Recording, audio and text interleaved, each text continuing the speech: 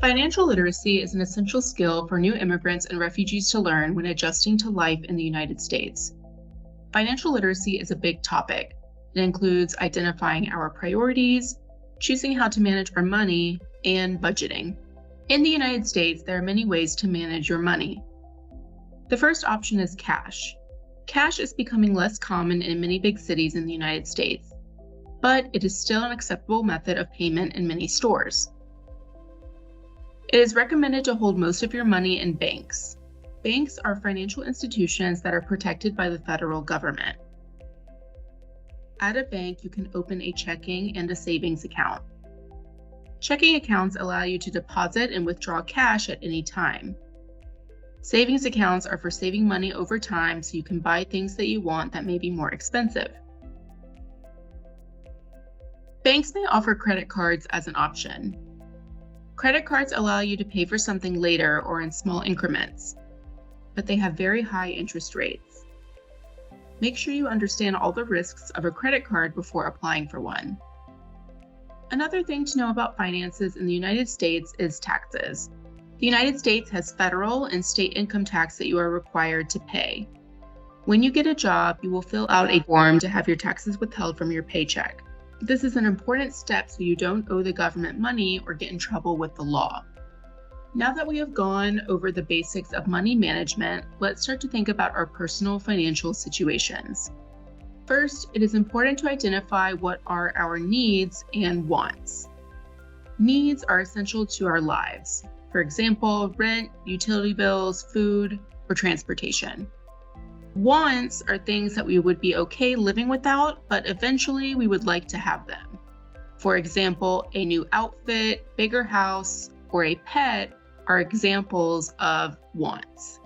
In life, there are some things that we need and some things that we want.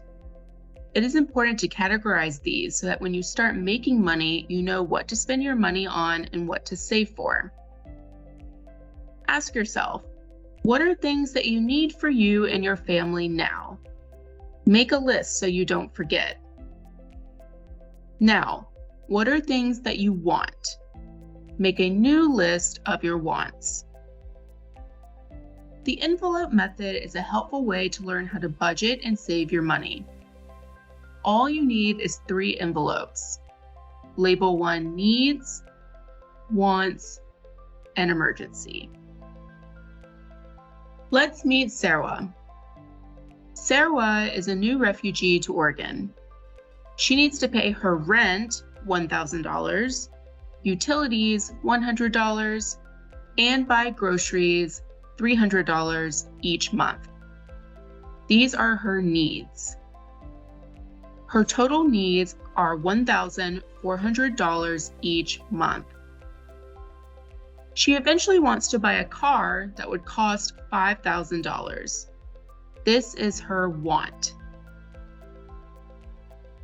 After you identify your needs and wants, the next step is to calculate your total income. Your income is the money that you make from your job, government support, or other means.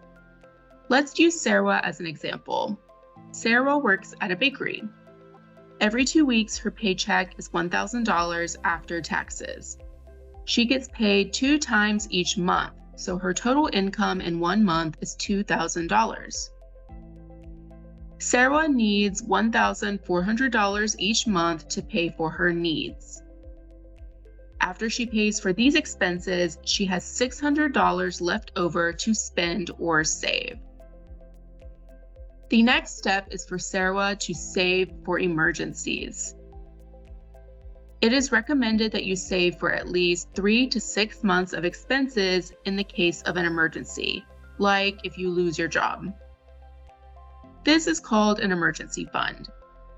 Sarah's goal for the emergency fund is 3 months of expenses, which is $4,200. Remember, Sarah has $600 left over for this month. She decides to put $300 towards her emergency fund. Now she has $300 left over. The last step is for Sarah to save for her wants. We saw earlier that she wants to save about $5,000 for a car. So she will put the remaining $300 towards the savings goal. Remember, you have 3 envelopes to choose from when budgeting your money: needs, emergency fund, and wants. Go ahead and make a plan now about what you need and how much you will save for emergencies. Then you can decide what you want to buy in the future and save for it slowly.